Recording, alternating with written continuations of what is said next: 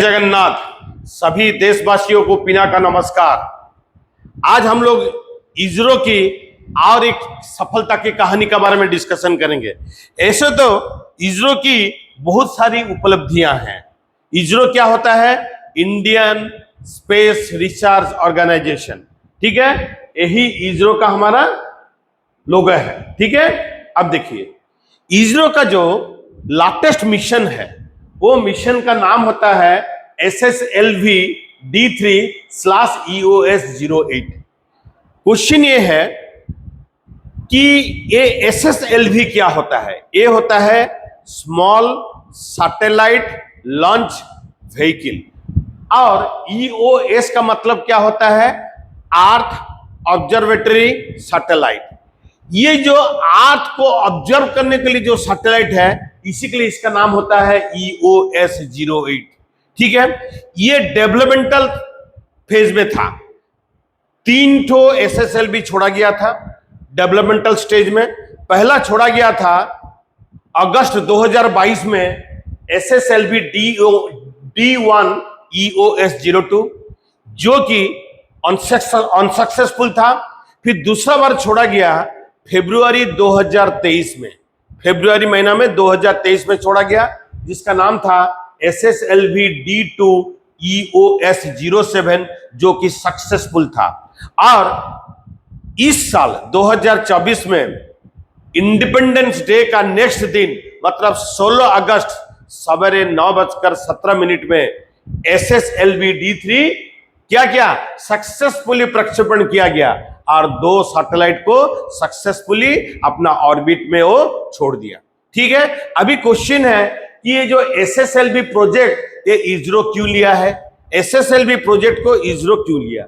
इसी के लिए SSLV प्रोजेक्ट को इसरो लिया है 2029 तक। मैं एक स्टडी किया था, एक मैगजीन में देखा था, 2029 तक जो स्मॉल सैटेलाइट लॉन्च व्हीकल है, जो कि माइक्रो सैटेलाइट, नानो सैटेलाइट और मिनी सैटेलाइट लेके लो अर्थ ऑर्बिट में छोड़ेगा, उसका जो बिजनेस है वो करीबन 2029 तक 90,000 करोड़ का रहेगा। जिसमें हमारा भारत देश इतना प्रगति की है स्पेस साइंस में, तो उसका हिस्सेदारी भारत को भी मिलना चाहिए। इसमें अगर भारत शायद अपना हिस्सेदारी को बढ़ाएगा तो इसमें भारत का गौरव भी बढ़ेगा और हमको भी आर्थिक प्रगति में भी सहायक होगी। तो यही सोचकर इसरो ने 3 डेवलपमेंटल SSLV प्रोजेक्ट अपना हाथ में लिया था और 16 अगस्त 2024 को ये कंप्लीट हो गया। ठीक है, अभी इसको क्या करेगा इसरो? अभी प्राइवेट प्लेयर्स को और न्यू स्पेस इंडिया लिमिटेड को सैटेलाइट बनाने के लिए और SSLV बनाने के लिए, स्मॉल सैटेलाइट लॉन्च व्हीकल बनाने के लिए सब अपना टेक्नोलॉजी दे देगा, वो लोग अपना बनाएंगे। ठीक है, अभी क्वेश्चन है कि इसका मिशन क्या है?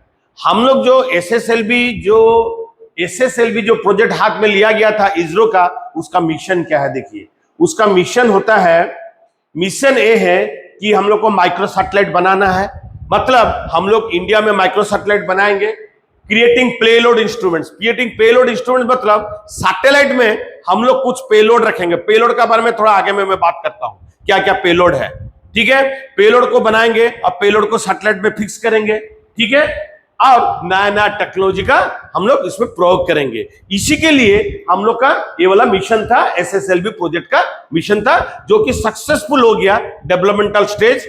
कब? 16 अगस्त 2024 को। ठीक है, अच्छा सुनिए, ये जो मिशन है इसमें क्या क्या कर सकता है हमारा स्मॉल सैटेलाइट लॉन्च व्हीकल जो इंडिया का है? वो क्या किस टाइप का सैटेलाइट को छोड़ सकता है? नानो सैटेलाइट को छोड़ सकता है, माइक्रो सैटेलाइट को छोड़ सकता है और मिनी सैटेलाइट को छोड़ सकता है। एक छोड़ सकता है, उससे भी ज्यादा। अभी समझेंगे कि ये नानो, माइक्रो एंड मिनी का मतलब क्या है। देखिए, हमारा जो SSLV प्रोजेक्ट है, ये जो प्रोजेक्ट में हाथ में लिया गया था, वो क्या कर सकता है? एक सिंगल सैटेलाइट को जिसका वजन होगा 500 केजी को, 500 केजी का वजन का सैटेलाइट को 500 किलोमीटर का ऊपर में लेके वो छोड़ सकता है। ठीक है, 500 किलोमीटर का ऊपर में लेके छोड़ सकता है। और 3 ठो छोटा सैटेलाइट को लेके जिसका मास 10 केजी से 300 केजी रहेगा, उसको भी 500 किलोमीटर ऑर्बिट में लेके छोड़ के घुमा सकता है। ठीक है, अच्छा फिर क्या है? इसका फायदा क्या है, इंडिया को क्यों इतना सारा बिजनेस मिलेगा? ये जो हमारा भारत देश में इसका विकसित किया गया है SSLV और माइक्रो सैटेलाइट का टेक्नोलॉजी जो विकसित हुआ है, इसमें क्या होगा, हम लोग बहुत लो कॉस्ट में इसको छोड़ सकते हैं और इसका टर्न अराउंड टाइम मतलब 72 घंटा में हम लोग रेडी कर सकते हैं इसको छोड़ने के लिए। लो कॉस्ट है और हमारे पास जो इंफ्रास्ट्रक्चर है ना, बहुत तगड़ा इंफ्रास्ट्रक्चर हम लोग बनाया है इसको छोड़ने के लिए और सबसे कम पैसा में हम लोग छोड़ सकते हैं। तो इसरो को बहुत सारा बिजनेस मिलेगा, हमारा इंडिया को बहुत सारा इसमें बिजनेस मिलेगा, जिसमें कि हमारा आर्थिक प्रगति होगी। ठीक है, चलिए अभी आगे बढ़ते हैं। इसरो का हम लोग अभी समझ गए ना, बहुत छोटा छोटा सैटेलाइट को छोड़ना है। ये छोटा छोटा सैटेलाइट क्या पेलोड लेके जाएगा और पेलोड क्या क्या कर सकता है, इसके बारे में हम लोग डिस्कशन करेंगे। ठीक है, और ये भी बताना चाहता हूं, ये लो अर्थ ऑर्बिट में छोड़ेगा अर्थ ऑब्जर्वेशन सैटेलाइट को, जिसको हम लोग बोलते हैं EOS। ठीक है, लो अर्थ ऑर्बिट। लो अर्थ ऑर्बिट क्या होता है, जो कि 200 किलोमीटर से लेके 2000 किलोमीटर का ऊपर तक जो सैटेलाइट को छोड़ा जाता है उसको बोलते हैं लो अर्थ ऑर्बिट। लेकिन हमारा जो ये जो सैटेलाइट है, हमारा जो SSLV प्रोग्राम है, हम लोग सैटेलाइट को 500 किलोमीटर हाइट तक लेके छोड़ सकते हैं इसी प्रोजेक्ट के तहत। ठीक है, अभी देखिए अभी क्या है, ये जो हमारा जो SSLV है, लॉन्च व्हीकल जो हमारा है, उसमें 4 स्टेज है।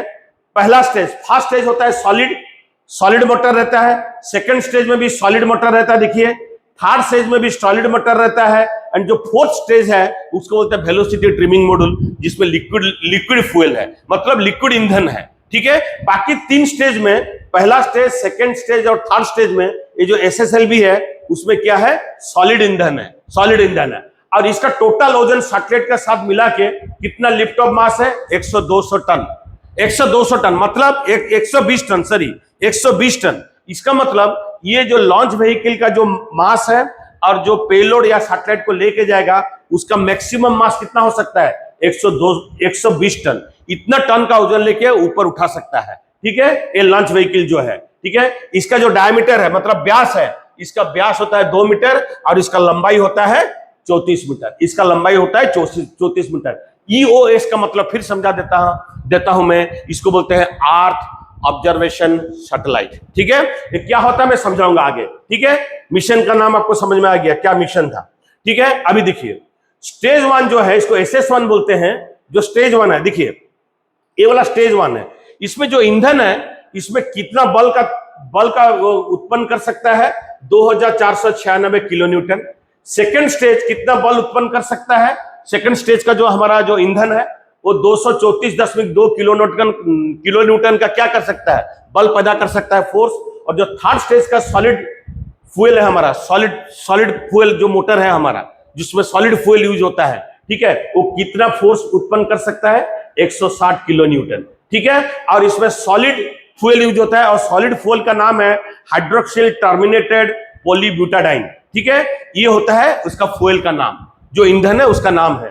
ठीक है, और एक स्टेज मैंने क्या बताया था, वेलोसिटी ट्रिमिंग मॉड्यूल, जिसमें लिक्विड फ्यूल यूज होता है। वेलोसिटी ट्रिमिंग मॉड्यूल क्या होता है मैं आगे मैं आपको बताऊंगा। उसमें लिक्विड फ्यूल यूज होता है, लिक्विड ईंधन यूज होता है। और लिक्विड ईंधन का नाम क्या है, मोनोमिथाइल हाइड्रोजाइन। ठीक है, मोनोमिथाइल हाइड्रोजाइन।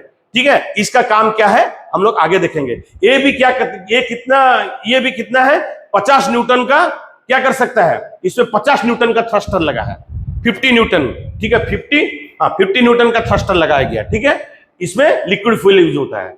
चलिए आगे बढ़ते हैं। अभी देखिए कैसे प्रक्षेपण किया गया था, इसका वीडियो को आप लोग देख लीजिए, वीडियो को देख लीजिए कैसे प्रक्षेपण किया गया था, इसको आप लोग देख लीजिए, आपको समझ में आ जाएगा अभी कैसे प्रक्षेपण इसका हुआ था। देख लीजिए, देखिए ये श्रीहरिकोटा से प्रक्षेपण किया गया था। देखिए ये प्रक्षेपण हो गया, आप लोग अभी देखिए SSLV का प्रक्षेपण हो गया D3।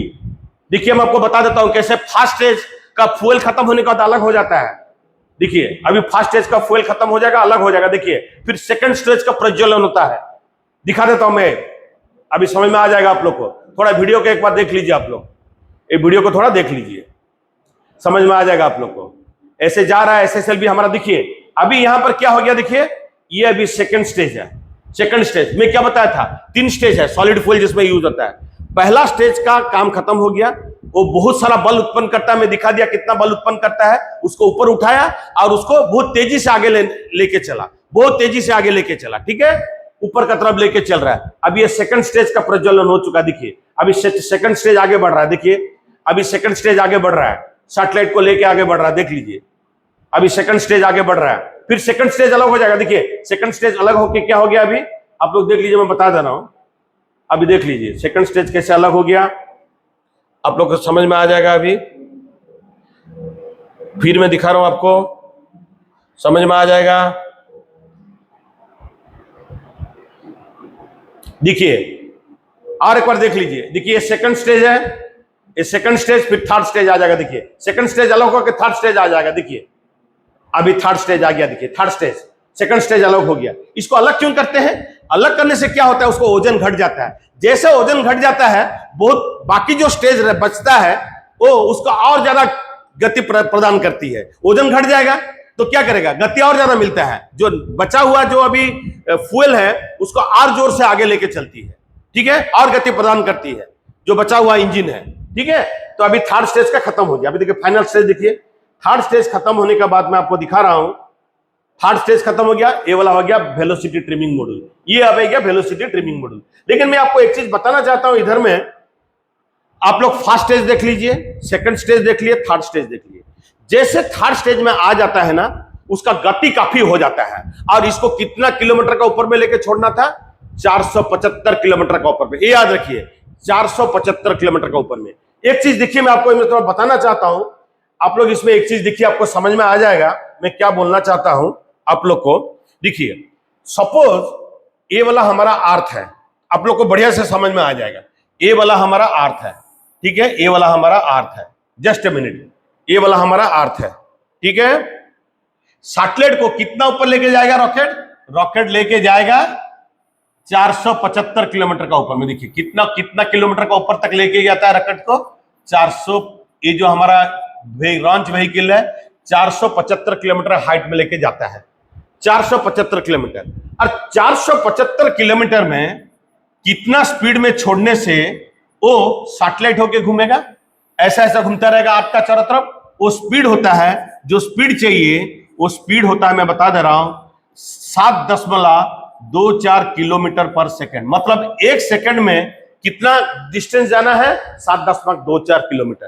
तो इतना ऊपर को लेके जो जाता है उसके लिए 3 स्टेज का हम लोग फ्यूल यूज किए, सॉलिड फ्यूल, ठीक है। जो चौथा स्टेज है, जो वेलोसिटी ट्रिमिंग मॉड्यूल है, जो आप लोग इसमें देख रहे हैं अभी, इसमें देखिए आप लोग, जो वेलोसिटी ट्रिमिंग मॉड्यूल है ये वाला, इसमें लिक्विड फ्यूल यूज हुआ है, ये सैटेलाइट को पकड़ा हुआ है, देखिए, ठीक है। इसका काम क्या है मैं बता देता हूं। जब तक 3 स्टेज का फ्यूल जल जाता है ना, तब तो काफी गति मिल जाती है। लगभग समझ लीजिए 7 किलोमीटर पर सेकंड का गति आ जाती है, ठीक है, 475 किलोमीटर में। अभी क्या है, अभी सैटेलाइट को कैसे छोड़ना है, ये तो अभी सर्कुलर ऑर्बिट में घूमेगा, उसको क्या करना है, टैंजेंशियली छोड़ना है। तो पहले ऐसे छोड़ेगा नहीं, पहले जो वेलोसिटी ट्रिमिंग मॉड्यूल है आगे चलता चला जाएगा, आगे चलता चला जाएगा। सपोज यहां पर वो वेलोसिटी ट्रिमिंग मॉड्यूल सैटेलाइट को छोड़ेगा, ये सैटेलाइट को छोड़ेगा, तो उसको कैसे छोड़ना है, उसको अलोंग द टैंजेंट छोड़ना है, स्पर्शक देके छोड़ना है। तब क्या करेगा, ये जो पृथ्वी का जो ग्रेविटेशनल फोर्स है उसको पकड़ के घुमाता रहेगा, ठीक है, पृथ्वी का चारों ओर घुमाता रहेगा। तो कितना स्पीड होने से, 475 किलोमीटर में 7.24 किलोमीटर पर सेकंड। तो वेलोसिटी ट्रिमिंग मॉड्यूल का काम क्या है, जो थर्ड स्टेज खत्म होने के बाद और थोड़ा जो स्पीड बढ़ाना चाहिए उतना तक स्पीड ले आता है, 7.24 किलोमीटर पर सेकंड तक। कौन? Velocity trimming module. और उसको थोड़ा सा आगे पीछे करके पूरा टैंजेंशियली छोड़ता है, सैटेलाइट को टैंजेंशियली छोड़ता है, ठीक है। और सैटेलाइट का जो मास है मैं बता दे रहा हूं, EOS-08 जो सैटेलाइट का जो मास है जिसको छोड़ेगा, उसका वजन है 175, लगभग 175.5 केजी है, 175.5 केजी है। इतना देख लीजिए जो सैटेलाइट का जो मास है, इतना सैटेलाइट का मास को लेके कितना किलोमीटर का ऊपर में छोड़ता है, 475 किलोमीटर। और कितना स्पीड में छोड़ता है, 7.24 किलोमीटर पर सेकंड। अभी देख लीजिए, अभी यहां पर वेलोसिटी ट्रिमिंग मॉड्यूल का काम समझिए। अभी सैटेलाइट को छोड़ देता है, सैटेलाइट को जैसे छोड़ देगा इतना स्पीड लेके आने के बाद, और इसको टैंजेंशियली फायर कर देगा, मतलब स्पर्शक देके, ये जो अभी तुम्हारा सैटेलाइट है ये अभी घूमना चालू कर देगा पृथ्वी का चारों ओर। देखिए कैसे छोड़ रहा है सैटेलाइट को, देखिए अभी ये जो वेलोसिटी ट्रिमिंग मॉड्यूल है आपको समझ में आ जाएगा कैसे छोड़ रहा है, आप लोग देख लीजिए। देखिए ये वेलोसिटी ट्रिमिंग मॉड्यूल अभी सैटेलाइट को छोड़ देगा, देखिए सैटेलाइट को छोड़ दिया। ये पहला सैटेलाइट है EOS-08। और छोटा सा सैटेलाइट था जो स्टारकिड इंडिया बनाया था, छोटा सा सैटेलाइट था, दिखा दे रहा हूं, ये वाला छोटा सा सैटेलाइट, इसको भी छोड़ा गया था, जिसका नाम है SR0 डेमोसाट, SR0 डेमोसाट, ठीक है, जिसको स्टारकिड इंडिया बनाया था। ठीक है, कंपनी ने। लेकिन मेन काम है हमारा EOS 08, जिसका नाम होता है अर्थ ऑब्जर्वेटरी सैटेलाइट। कितना किलोमीटर का ऊपर में छोड़ा गया था? 475, जिसको हम लोग बोलते हैं लो अर्थ ऑर्बिट। इसको याद रखिए, 3 तरह का ऑर्बिट होता है, low earth orbit, medium earth orbit और जियो स्टेशनरी ऑर्बिट। जो मीडियम अर्थ ऑर्बिट होता है उसमें हमारा ग्लोबल पोजिशनिंग सैटेलाइट सब चलते हैं, ठीक है। और जो जियो सिंक्रोनस ऑर्बिट है, ठीक है, वो 36,000 किलोमीटर का ऊपर में उड़ता है सैटेलाइट, ठीक है, वो जियो सिंक्रोनस ऑर्बिट होता है। तो आप लोग को अभी समझ में आ गया। तो ये सैटेलाइट अभी क्या क्या पेलोड लेके जाता है, तो सैटेलाइट का काम क्या है देखिए, पहले मैं बता देता हूं, और एक चीज बता देता हूं उसमें क्या क्या पेलोड था। देखिए, हमारा जो स्टेज 1 का इग्निशन हुआ था 0 सेकंड में, पहले स्टेज 1 जलेगा ना, सॉलिड फ्यूल जो है, अच्छा वो कब, फिर स्टेज 2 कब इग्नाइट होता है? स्टेज 2 का प्रज्वलन हुआ 129 सेकंड में, स्टेज 1 का सेपरेशन हुआ 130 सेकंड में, स्टेज 2 जो सॉलिड बूस्टर है, सॉलिड रॉकेट है, स्टेज 2 का सॉलिड रॉकेट का जो सेपरेशन हुआ, अलग हुआ 405.3 सेकंड में, स्टेज 3 का इग्निशन हुआ 415.1 सेकंड में, स्टेज 3 का सेपरेशन हुआ 698.5 सेकंड में, और जो हमारा वेलोसिटी ट्रिमिंग मॉड्यूल है जिसमें लिक्विड फ्यूल है, उसका इग्निशन हुआ 707.1 सेकंड में, और जो हमारा वेलोसिटी ट्रिमिंग मॉड्यूल है वो कट ऑफ हो गया, अलग हो गया, कितना सेकंड में? 7 कट ऑफ हो गया, मतलब उसका ईंधन को कट ऑफ कर दिया गया, वो कट ऑफ किया गया 721.5 सेकंड में, और जो EOS 08 सैटेलाइट है उसको छोड़ा गया 816.6 सेकंड में, लगभग आप समझ लीजिए 13 मिनट, ठीक है, उसमें उसको छोड़ा गया, ठीक है, उसको छोड़ा गया 816.6 सेकंड में, ठीक है, इसको छोड़ा गया, किसको? सैटेलाइट को छोड़ा गया। अभी सुनिए, अभी ये जो सैटेलाइट को कितना एंगल में छोड़ा गया, एक तो देखेंगे, अब लिखा होगा 37.4 डिग्री। 37.4 डिग्री का मतलब क्या होता है मैं समझा दे रहा हूं। देखिए, अब इसमें ये हमारा इक्वेटोरियल प्लेन है, ये इक्वेटोरियल प्लेन है। इक्वेटर समझ में आता है आपको? मैं आपको दिखा दे रहा हूं इक्वेटर क्या होता है, मैं समझा देता हूं, आप लोग को समझ में आ जाएगा। इक्वेटोरियल प्लेन है, आप लोग को अभी मैं समझा रहा हूं, देख लीजिए, यही होता है इक्वेटर। देख लीजिए, इसको हम लोग बोलता है इक्वेटर, इसको हम लोग बोलता है इक्वेटर, इसको बोलता है इक्वेटोरियल प्लेन। अभी क्या गया? 34.5 डिग्री एंगल में छोड़ा गया, इसका सॉरी 37.4 डिग्री एंगल में छोड़ा गया। इसका मतलब जो इक्वेटर है और ये जो घूम रहा है, ये अभी ऐसे घूम रहा है सैटेलाइट हमारा EOS 08, देखिए ऐसा घूम रहा है हमारा EOS 08, देखिए ऐसा घूम रहा है EOS 08, देखिए ये वाला हो गया क्या हमारा इक्वेटोरियल प्लेन में दिखाया वाला इक्वेटोरियल प्लेन, और सैटेलाइट को ऐसा घुमाया गया, देखिए ऐसा घुमाया गया सैटेलाइट को। वो कितना एंगल कर रहा है इक्वेटोरियल प्लेन के साथ? 37.4 डिग्री। कितना एंगल कर रहा है मैं बता देता हूं, ये वाला एंगल होता है 37.4 डिग्री, इसको भी याद रखिए, 37.4 डिग्री एंगल है। 37.4 डिग्री एंगल में क्या क्या सब पैरामीटर में आपको सबको बता दिया। सैटेलाइट का मास कितना था? 175.5 केजी, और कितना ऊपर में लेके छोड़ा गया? 475 किलोमीटर में। कितना स्पीड में छोड़ा गया? 7.24 किलोमीटर पर सेकंड स्पीड में छोड़ा गया। उसको छोड़ा कौन? लास्ट में जो मॉड्यूल था, वेलोसिटी ट्रिमिंग मॉड्यूल, याद कीजिए, जिसमें लिक्विड फ्यूल था, और 3 स्टेज का जो सॉलिड फ्यूल था उसको ऊपर उठा के लेके गए, और गति भी प्रदान किए सैटेलाइट, ये सॉरी हमारा जो जान को, जो हमारा SSLV जान है उसको गति प्रदान भी किए लोग, ठीक है। अभी देख लीजिए कैसे सैटेलाइट घूम रहा है, देख लीजिए। जस्ट एक तो ग्राफिक्स वीडियो है, इसको एक बार देख लीजिए तो आपको कुछ समझ में आएगा, हमको लग रहा है। देख लीजिए, एक तो ग्राफिक वीडियो है, कैसे सैटेलाइट घूम रहा है, देखिए कैसे स्पीड में सैटेलाइट, जस्ट ग्राफिक वीडियो है, ठीक है ना, मैं आपको इसको दिखाया। अभी सुनिए, नेक्स्ट में देखिए। अच्छा, EOS 08 जो सैटेलाइट है उसमें क्या क्या है, हम लोग क्यों सैटेलाइट को छोड़े? सैटेलाइट का छोड़ने का पीछे में कुछ तो वजह तो होगी ना। सैटेलाइट को इसके लिए छोड़ा गया, उसमें 3 ठो पेलोड था। क्या क्या पेलोड था? पहला पेलोड था, इसको पेलोड क्या मैं समझा दे रहा हूं।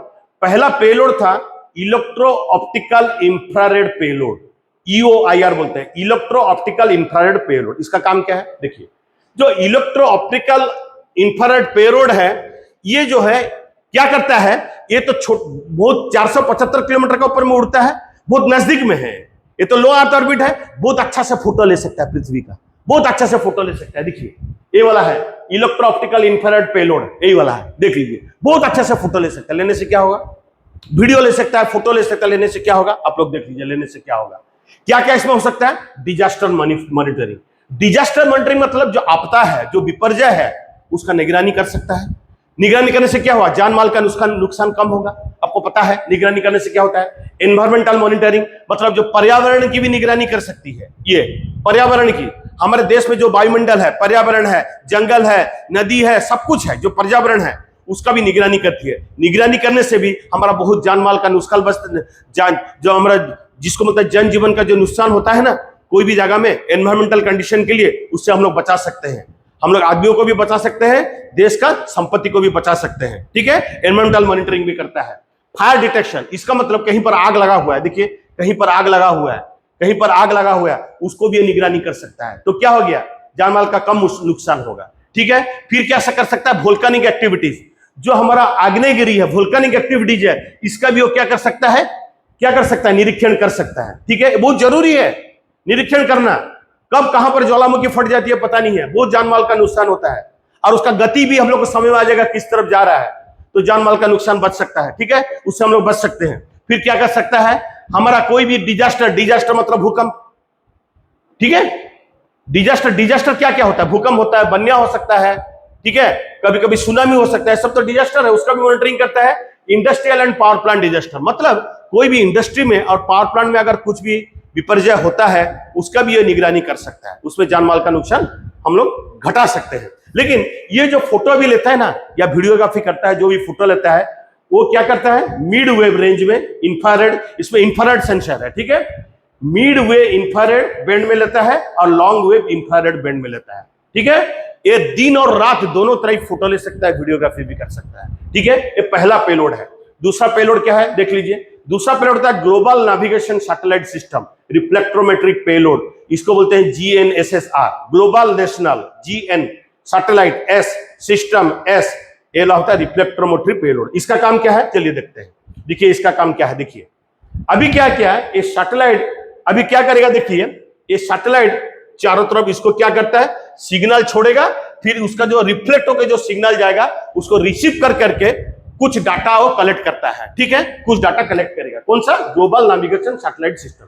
इसमें क्या क्या कर सकता है, ओशन सरफेस विंड्स, मतलब जो समुद्र है ना उसका सरफेस में जो हवा की गतिविधि है उसको निगरानी कर सकता है। ठीक है, सॉइल मॉइस्चर, मतलब जो मिट्टी में कहां पर मॉइस्चर है, कितना मॉइस्चर है, कितना मॉइस्चर का नमी का कंटेंट है, कितना नमी है, जानने से क्या क्या फायदा होगा, कहां पर हम लोग एग्रीकल्चरल लैंड कर सकते हैं, कहां पर हम लोग इंडस्ट्री बैठा सकते हैं, कहां पर और कुछ कर सकते हैं, कौन सा मिट्टी में कौन सा काम कर सकते हैं, इसको भी ये फोटो लेके कितना नमी है इसको देख सकता है। ठीक है, ये जो पेलोड है। फिर क्या कर सकता है, cryosphere application over Himalayan region, इसका मतलब क्रायोस्फीयर मतलब बर्फ संबंधी जो है, मतलब आइस रिलेटेड जो है, जो हिमालय का ऊपर में जो आइस है, कितना आइस का जमावड़ा हो गया, आइस क्या पिघल रहा है कि नहीं पिघल रहा है, इसका भी एक क्या कर सकता है, मॉनिटरिंग कर सकता है।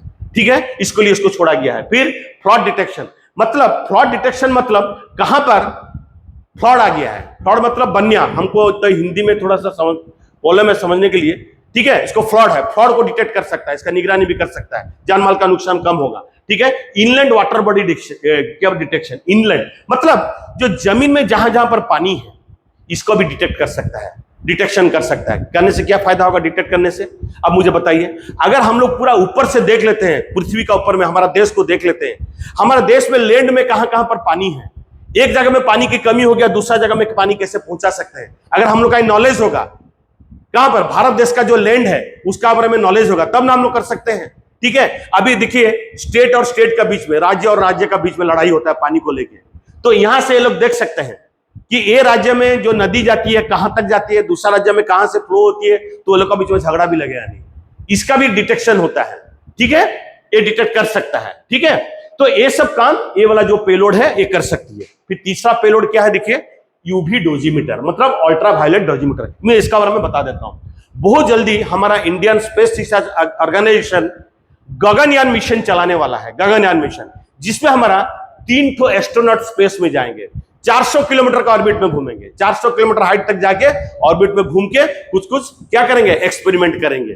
3 दिन तक रहेंगे स्पेस में। कितना तो साइंटिस्ट रहेंगे, 3 ठो एस्ट्रोनॉट जाएंगे। कौन सा मिशन है, गगनयान मिशन। तो गगनयान मिशन में जो 3 ठो एस्ट्रोनॉट बैठते हैं, जहां पर बैठते हैं बोलते हैं उसको बोलते हैं क्रू मॉड्यूल, क्रू मॉड्यूल बोलते हैं। और क्रू मॉड्यूल से हम लोग सब देखते रहते हैं। ठीक है, कभी कभी क्रू मॉड्यूल से बाहर भी निकलना पड़ता है, लेकिन सबसे डेंजर क्या है, ऊपर में अल्ट्रा वायलेट रे है, और अल्ट्रा वायलेट रे हमारा स्किन के लिए बहुत खराब है। स्क्रीन में सनबर्न करा सकता है, उसको अपने स्किन को जला सकता है, स्किन कैंसर भी पैदा कर सकता है। तो इसका काम क्या है, जो अभी गगनयान मिशन में हमारे जो 3 तो एस्ट्रोनॉट जाएंगे, कहां पर, 400 किलोमीटर का ऑर्बिट में, ठीक है, उसी मिशन में जो क्रू मॉड्यूल है, वो लोग को कोई अल्ट्रावायलेट रे का एक्सपोजर हो रहा है क्या, उसका निगरानी करने के लिए इसको छोड़ा गया डोजीमीटर। अगर ज्यादा कोई अल्ट्रावायलेट रे आ जाएगा तो अलार्म दे देगा, ये लोग को अलार्म दे देगा, तो हम लोग आदमी लोग को, जो हमारा जो एस्ट्रोनॉट है, उसको अल्ट्रावायलेट रे से हम लोग इसको लोगों को बचा सकते हैं। इसी के लिए ये वाला पेलोड को छोड़ा गया है, ठीक है। ये और एक पेलोड है, मतलब इसमें 3 पेलोड गया था, और एक तो छोटा सा पेलोड गया था जिसका मास था 0.2 केजी। मैं लिख देता हूं, इसका मास था 0.2 केजी, लगभग ओनली 0.2 केजी। याद देखिए, एकदम छोटा सा था 0.2 केजी। इसका और मैं ज्यादा नहीं बताऊंगा, मैं इसको डेवलप किया था स्पेस किड्स इंडिया, छोटे छोटे बच्चे ने डेवलप किए थे, SR0 डेमोसैट, ठीक है। एक तो डेमोन्स्ट्रेशन वाला सैटेलाइट था, ठीक है। तो हम लोग को समझ में आ गया SSLV प्रोजेक्ट क्या है। SSLV प्रोजेक्ट जो कंप्लीट किया गया, थर्ड डेवलपमेंटल फ्लाइट जो प्रोग्राम, जो हमारा जो प्रोग्राम था, जो तीसरा वाला जो हुआ SSLV हमारा जो प्रक्षेपण किया गया, ये पूरा सक्सेसफुल था। सेकंड वाला सक्सेसफुल था, पहला वाला फेलियर हुआ था। ये जो 2 बार सक्सेस हो गया ना, इसमें हम लोग को पूरा टेक्निकी जानकारी मिल गई। अभी इसको लेके हमारा देश क्या करेगा, बाकी दूसरा कंट्री से जितना भी आएगा स्मॉल सैटेलाइट को छोड़ने के लिए, वो वाला प्रोजेक्ट हम लोग हाथ में ले सकते हैं। हमारा देश का भी गौरव बढ़ेगा और हम लोग का आर्थिक प्रगति भी मिलेगी। तो आप लोग का भी समझ में आ गया, ये जो हमारा इसरो की और एक सफलता, जिसका मिशन था SSLV D3 EOS-08, आप लोग को समझ में आ गया होगा। ऐसे आगे मैं बहुत अच्छा वीडियो लेके आता रहूंगा आप लोग का नॉलेज बढ़ाने के लिए। फिर मेरा नेक्स्ट वीडियो तक सबको इंतजार कीजिए। सबकी देशवासियों को नमस्कार और जय जगन्नाथ।